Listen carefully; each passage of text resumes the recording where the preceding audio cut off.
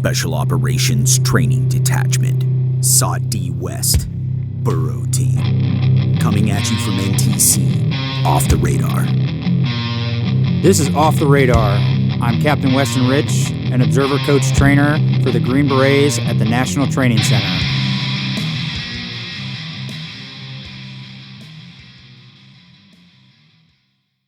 Welcome back to our conversation with Sergeant First Class Erik Gilgenast. Last time we talked about lessons learned from the AOB level and Special Operations Forces and Conventional Forces integration, interoperability, and interdependence in large-scale combat operations. If you didn't listen to that episode, please go back and give that a listen. In this episode, we will discuss Special Forces history, work-life balance, and using hobbies to improve yourself as a soldier and a leader. Before we get into the other topics, is there any SOF history you want to talk about? In regards to what?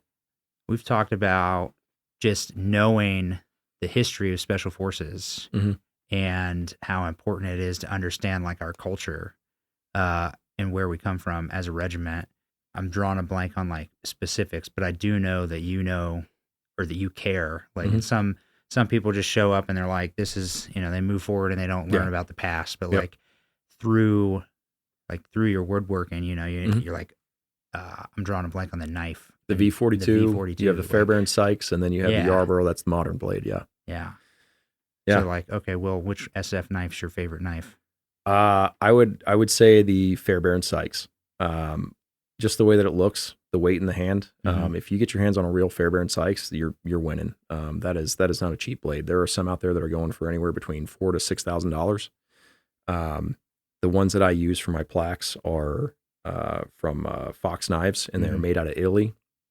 The old box on it used to have an SF crest. Yeah. But it's, it's just the modern version of it. But if you look at the Fairbairn and the time that the V42 and the Fairbairn were made, it's there's a piece that connects to that, and it's the same maker, The V42 belonged to the Devil's Brigade.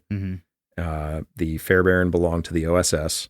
Okay. And they're both boot knives, but you get the V42 from Boker Knives. They've since there's a lot of Chinese knockoffs out there. If you're getting a real V42 from Boker, it comes in a super nice box. The handle's super crisp. They've revamped a lot of stuff for the last years just to make sure that it is not being replicated, and it's got serial number and all that stuff on it. The Fairbairns do not, but they're a quality blade, and it's not a blade that you want to take hunting. It's not something that you want to pull out and just you're not trying to skin a deer or a elk with it or anything. It's a stabbing knife. I mean, it is made to get somebody in the ribs, in the neck, in the back. But I use it for my plaques, and you've seen the work that I do, and I love doing it. I really do. It is something that years down the road, when your kids look on your wall and they're like, "Dad, what is that?" And that's the opening line right there. What is that? Yeah. And it's well, hey, this is what I did, or hey, this is what your grandfather did, or and I've got people who have ordered them far and wide. I got people who've ordered them from all the groups. I have people that have memorialized their Gold Star families. Yeah. And it's something that I really just I wanted to be more than just the woodworker. I wanted to bring in some of that history with the knives, and that's really where that hits. I also have a Ukrainian-made V42 that a buddy squared me away with when he was out in Ukraine before the war had kicked off. There was a guy that was actually replicating these knives, and he pretty much took him a V42 and handed it to him and was like, "Hey, can you replicate this?" And so wherever they got the metal from, it's super durable and it's a little bit thicker. But if I this is a knife that I could actually use, use. It's awesome, but I don't know that there's that many made. I think there's only 9 or 10 of them, and I've got one. Oh, geez. And I could be wrong on those numbers, but it's, I love it. Ton of fun. Yeah. Oh, well, you bring up a good point. For heritage and lineage of Special Operations or Special Forces specifically, we do draw from the Office of Strategic Services. We draw from the Devil's Brigade for Special Service Forces. We draw from other places like the old Ranger companies and stuff, and the World War II Ranger battalions. But all of those things that we draw from have a bit of a different flavor to them, but like it all boils down into what we are now and working by, with, and through partner forces, being at the center of what special forces and special operations can do. 10th group for being the first group made, and the commander being Aaron Bank. Like, what is the history and like the importance of that at 10th group? I was a first grouper, so they were like, man. oh, the Devil's Brigade and all that stuff. 10th group's got some great history with it being the first group. Man, you just walk the halls and you see everything from when 10th group was created, and it was in Massachusetts at Fort Devens. Yeah, Fort Devens. Trained there as a cadet during ROTC. Yeah. There's you go into the group HQ, and so much has changed in the last 10 years too. So like they even have a Trojan horse out in the front now that got put in there a couple of years ago, and they put that was like a symbol of special forces back in the 50s. Yes, it was the deception. Yeah.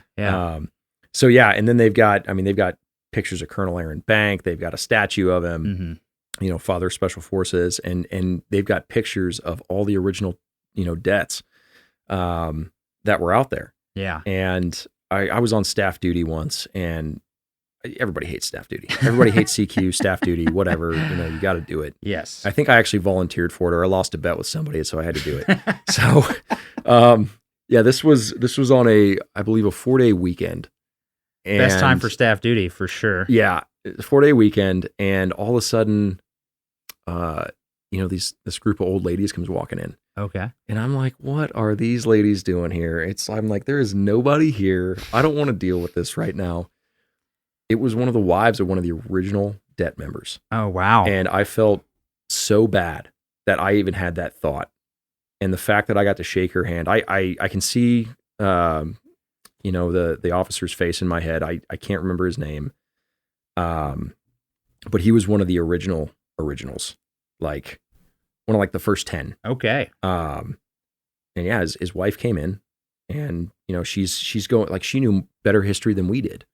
And she's going down, and she's like, oh yeah, there's a picture of my husband, and there's this, and this is, he was very, quiet about all this, and, there were things that he never talked about until then.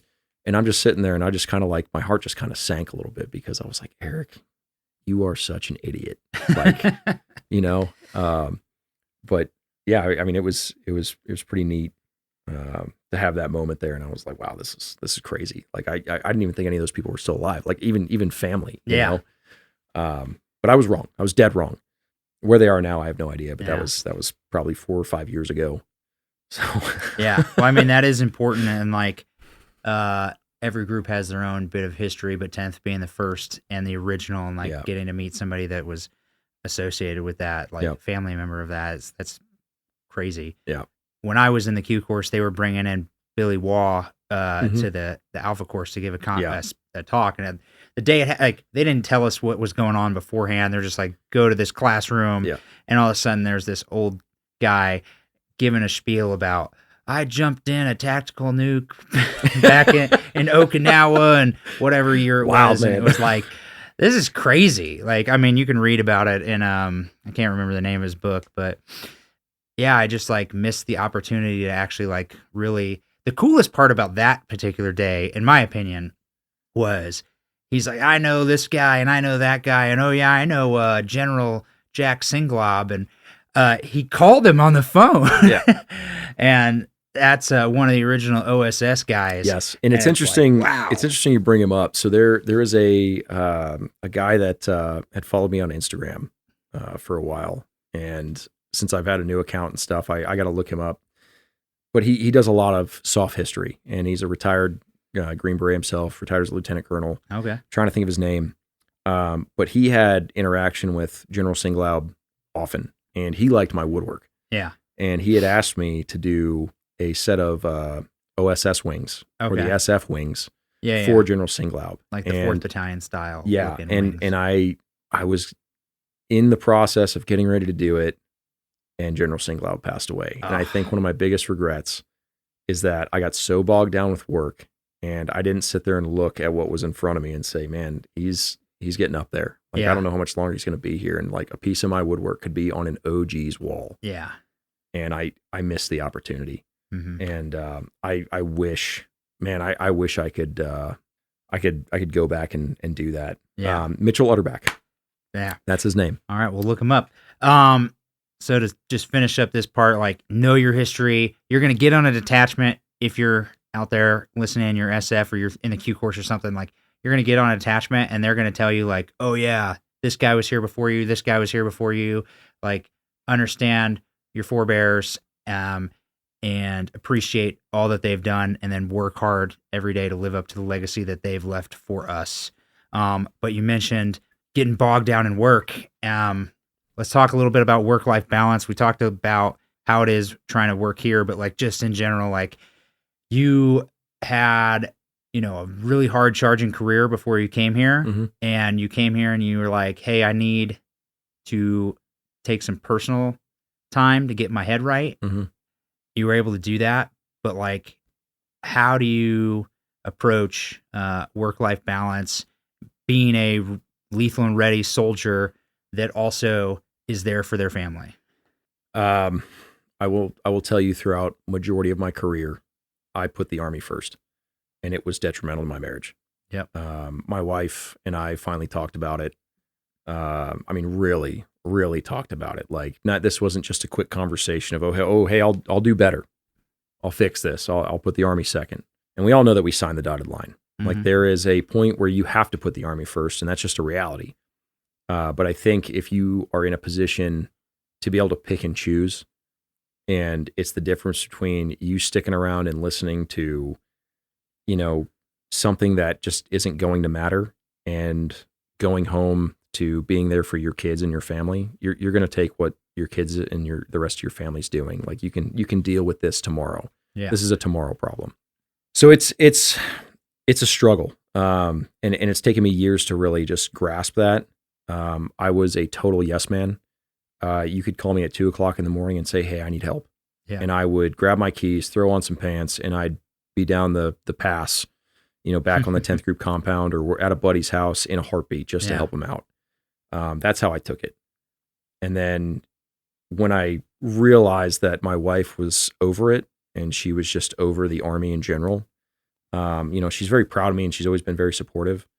But it hit that point where it's like, when does this end? And that's kind of what she asked me, is, when does this end? How does this end?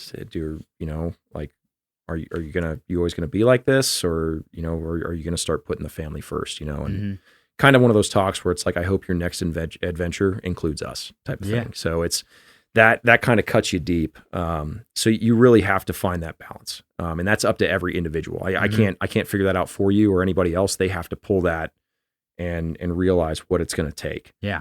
I hated asking for leave throughout my time in the military, because it was almost like this fear that I was going to get shot down, and like, oh yeah, and if it's not within the block leave window, then you're not going to go. And so I think I kind of developed that from the big Army, because we all know the big Army has their block leave dates, and if you aren't on block leave and it's not an emergency situation, you are not going on leave. Yep. There might be a few exceptions to policy there, but so I think being an SF, we are in a unique position. And after talking to several friends, and they were like, dude, if you need to take time off, take time off. If you need to go do this, go do this. And then coming out here and seeing how the detachment, treated me after I got back, and seeing how Steve Connor really helped me go through my process of getting my head right and going through my program. I wanted to extend that to the guys, and I wanted to really put out there, and this kind of goes back to our earlier conversation of family and the importance of family and getting guys that time off. I wanted to afford that to the guys to the max. If they didn't need to be here, I wasn't going to keep them in the team room to sweep the team room. I wasn't going to keep them at work to just find more work, to do more work. That's just not what I was going to do. If it wasn't something that directly affected the rotation or something that wasn't immediate, I was not going to force anybody to do anything. I was, you've heard me several times in the past. I'd come into the team room, hey, if you don't need to be here, get the hell out of here. Yeah. Don't stick around doing work that doesn't matter. If it's something that is pressing and it's going to, mess up your day tomorrow, you might want to knock it out. Hey, but like the moment you're done with that, get out of here. Yep. And it never fails. Green Berets will sit around in the team room, and there's some hard chargers that, hey, what are you working on? Oh, I'm just doing whatever. All right, well, can you work on it tomorrow? I mean, yeah. And then you come in the team room an hour later and you have 6 guys sitting there just shooting it, you know. Or you go in for whatever, like I've been, I need to grab something that I left in the office. Yeah. And because we all live 5 minutes from the office, like, oh, well, whatever, it's Saturday, I'll just go grab it. And then somebody's sitting in the team room and you're like, what are you doing? And then that 5 minutes turns into 30 minutes. And it's, I mean, that's how you know you got a cohesive team right there. It's because guys are willing to stick around and go back and tell the wife, oh, hey, so-and-so was at the office and, you just needed help with something, and that help was just you sitting around drinking a Coke or, you know. So, but this whole detachment is like that. I mean, this is hands down the best detachment I have ever gotten a chance to work, with. And I don't think I'll experience anything like it again. I mean, I would love to take all the skills that I've learned here and take all these OCs that have been here for 2 years that are absolutely crushing it and just go into the box as an RTU and just destroy it. Yeah. The CA, the SIOP, the SF guys, I think we would just annihilate out there knowing what we know. And we're all seasoned. We've all been deployed. We've all, been to numerous schools. I think we would have a ton of fun more than anything, Oh, but yeah. It's been a good run. It's a good thing we're all going to PCS, so if anybody has a good idea, it'll be the next crew that does that. I'm just kidding. It would be fun because we do have a good unit cohesion. I think Burro Team is great for work-life balance. It's nice. We have a huge advantage of being like, here is the NTC, or, we do go out and support JRTC and stuff, but here's the Combined Combat Training Center's calendar, and it changes a little bit, but it usually doesn't change that crazy. Unlike being on a detachment or in an SF company or battalion, or any group, where things can change daily, depending on what's going on. So like Burro leadership, since I've been here, is try to push out calendars and say, hey, when you're not on rotation, because you work all day, every day for the rotation, we're going to have a couple tasks, and we're going to prep for the next one. We're going to, refit and then do our preparation for the next rotation. But like, you have the ability to take family time as needed.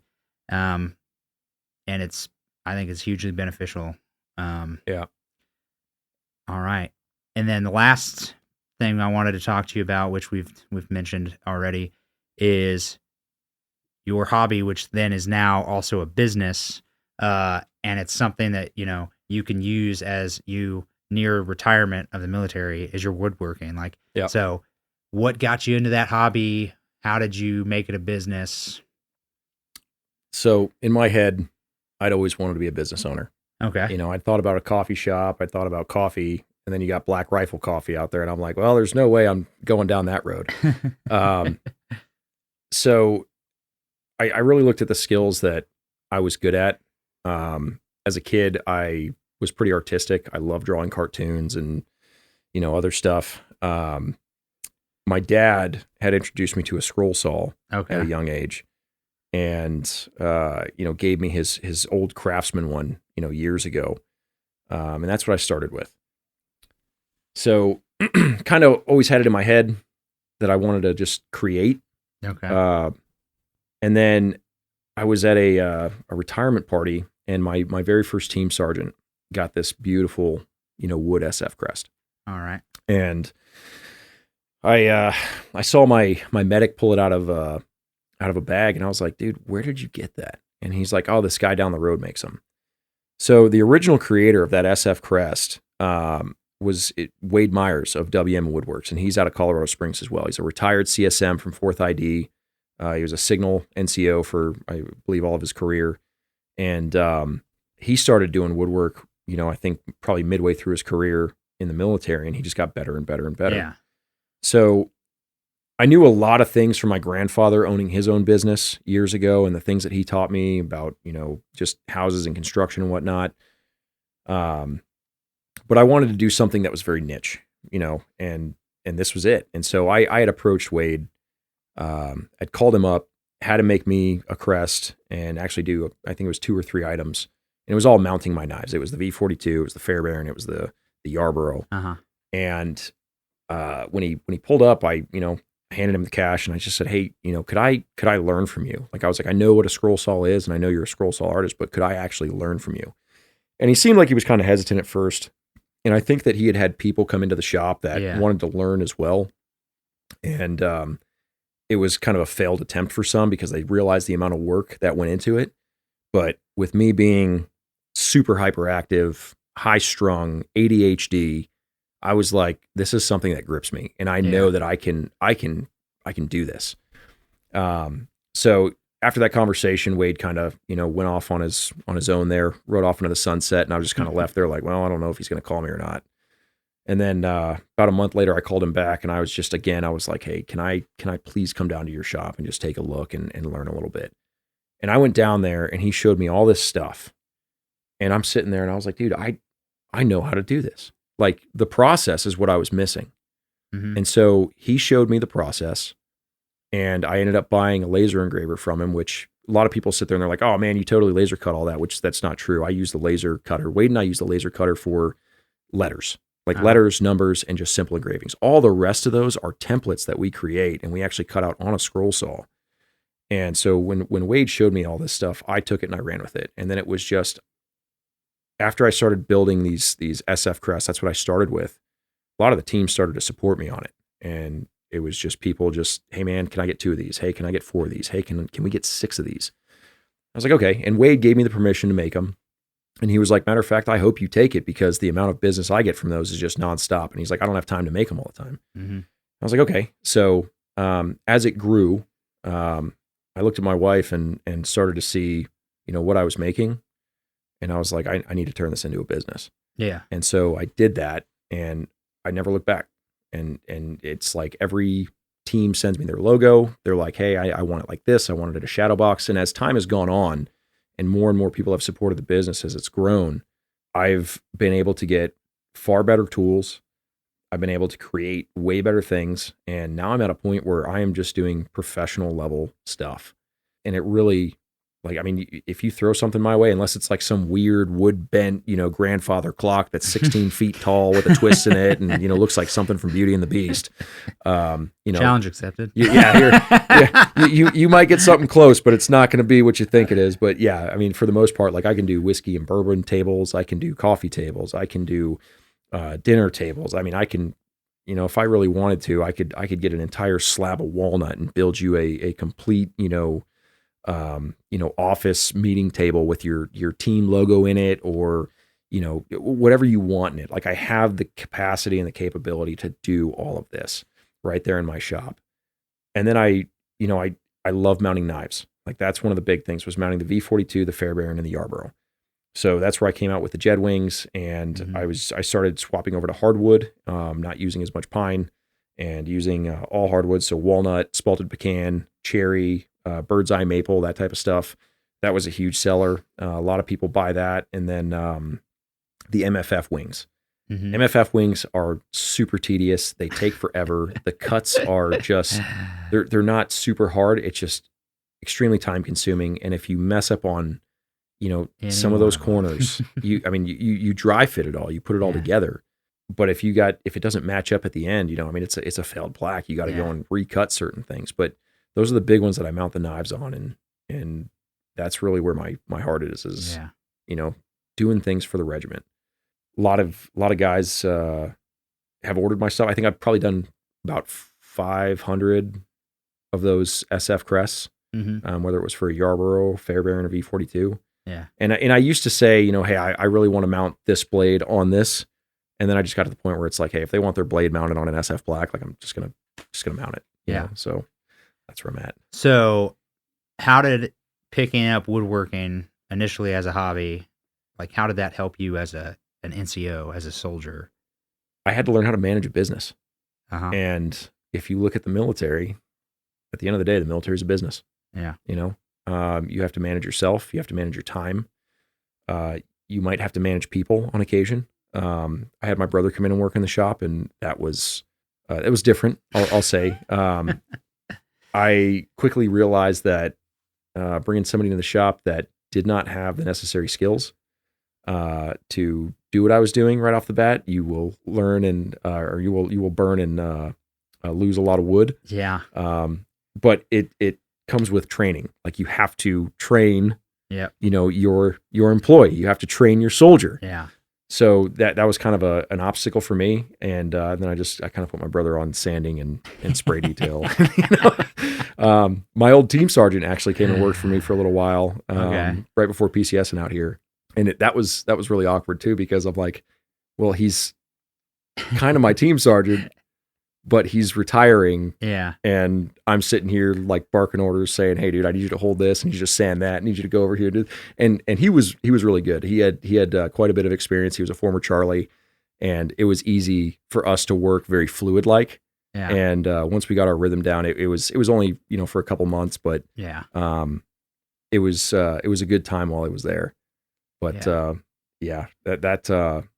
was that like a good, or is woodworking like a good like outlet for you? Get 100%. rid of some stress, get rid of 100%. Like you focus, and then you recharge, you go back to work like ready to get after it. Yeah. And go back to your family life, ready to like give your family 100%. Yeah. Okay. The way that that kind of translated to, going back into the Army was, again, that time management. Like I really started to look at what I had at work. And it's like, okay, what do I need to get done so that I can go and play in my wood shop? Like what is important here at work so I can go and do what's important in my own personal shop. And then I try to get my kids in the shop as much as possible too. And my wife knows that it means, the world to me. And that is what my job is going to be when I get out. I've had the LLC going for a while. I've got a website. I've got an Instagram page. Yeah. And I had, people reach out from far and wide too. I mean, a lot of foreign countries like the UK and I had Aussies reach out to me too. The unfortunate part is with the workload that I do have, it's like I'm going to knock out the stuff for the SF guys locally or within the confines of the United States. And if I have time, I might be able to get something for the other people out there. And it's not saying that I won't do it, but it's just me. Like it's just me doing it. And I've got two hands, and every one of these plaques takes anywhere between 7 to 14 hours of build time. Yep. Without dry time included. And that you're talking about the sanding, the cutting, the shaping, the dry fitting, the resanding if you have to, the staining, and then the glue ups and all this other stuff, and just the refinement. And then you finally get to that final product where you glaze it. Yeah. So, well, I like the takeaway of time management, because not only are you learning how to manage the time that you are doing the woodworking piece, but you're like, hey, in my job as a soldier, I need to know what specifically is important. Yep. What can wait till tomorrow. Yeah. And as a good SF guy, you're trying to forecast for your command team and knock out some things that they might not even have on their radar until tomorrow. Yeah. And then you can go into work and be like, I already did that. Yeah. I'm sure you've had that experience on a team. Like team sergeant turns around, I need you to do this. Already taken care of. Already done. Checks in the mail. Yeah. But you're like, I'm itching to get in my wood shop. So I'm reading, okay, we got this training event coming up, and I know it's going to require X, Y, and Z, because, back when you were an Echo, whatever it is, fill the radios, get this stuff, pack out, like that's everyone's favorite thing. But, take care of your business, and then as an SF guy, and then go home and get to take care of the business that you're creating, so you have something to sustain yourself and your family going forward. I think one of the other things I kind of want to touch on too. How much time we got? You got as much time as you want. I've talked to a lot of guys that are getting out of the military, and there's dudes that are terrified. Like they're terrified to get out of the military. They're like, I don't know what I'm going to do. I don't have any skills outside of, running and gunning or being an 18 Charlie or 18 Bravo or 18 whatever. And a lot of the guys have said, hey man, like you've got a great plan. Like you've got your way forward through and through. Everybody loves your work. Everybody knows your name as far as woodwork's concerned. So when I think about that, they're right. Like I've got a plan, and that's the biggest thing for those guys getting out of the military is you have to have a plan. You have to know some way forward and have, that A, B, and C plan of if this doesn't work, what's my contingency?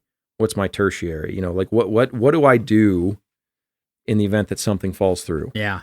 And I've got that as well, you know, in the event that something happens with my wood business. But I think it kind of, you know, hit me in the feels a little bit when my buddy was like, dude, you're set, man. Like you've got it figured out. And he's like, a lot of these guys don't. And when I sit there and talk to them, they kind of say the same thing. They're like, yeah, dude, I have no idea. I have no idea what I'm going to do. Yeah. So for those guys that are close to retirement, I mean, I'm at 17 years. Mm-hmm. I am rattling my cage to finish out my time in the Army and get that time with family and my woodwork business. But build yourself a plan. Yeah, absolutely. And, you know, hobby's a good place to start. Yeah. Find something you're passionate about. Yeah. And maybe it doesn't flourish into a like full-fledged business while you're in service, but maybe, you know, you get your feet wet, you get understanding what's out there. Yeah. If you love what you do, it's not work. I mean, it's really not. Like you find so much passion in your hobby of what you truly love to do. If you think you can turn it into a business, it is not like it's work to get it going. But at the end of the day, like you're pretty satisfied with what you get done. No. So like as a professional, you're focused on, you know, because what we didn't talk about was I know that you've also read doctrine outside of work. And that you have been like, how do I get myself smart so I can actually be a good value added observer, coach, trainer, mentor out here? And that's what really like, you know, sets special operators apart is the vast majority of our SOF soldiers are like, how do I get skilled at my craft?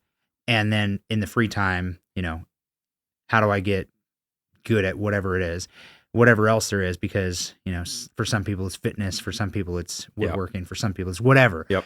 And it's been eye-opening. Like I got on an ODA and my first team sergeant was the, I don't know what you'd want to call it, the CEO of his wife's business. And he was like, hey guys, like you should be out there getting some education, trying some things, and like preparing yourself across multiple fields. And then I got to Burro Team. You got your woodworking thing. Sergeant Pop's got his music and sound, voice acting. And then we got some other folks. We got Luke Durant with his fitness obsession. Yeah.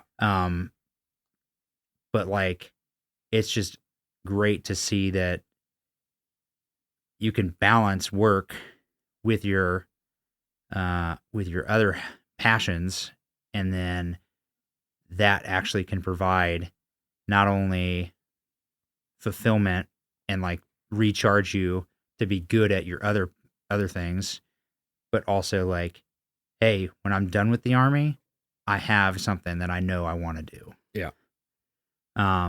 But unless you got something else you want to talk about, that's all I got. I'm solid, brother. That's really it. I'm just glad you guys were able to have me on here. All right. Well, a lot of different things, roles and responsibilities of Op Sergeant and the Burro 40 Sergeant Major, lessons learned from rotations, and big takeaway, like always, is focus on the basics, balancing work and family life and hobbies leading to businesses, and just like ways outside of work to get recharged, topics we hadn't covered before, and I appreciate it.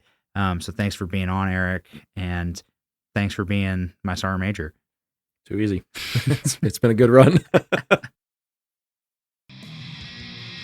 Thank you for listening to Off the Radar, where RSOF prepares for conflict. Like, subscribe, and share on your listening platform.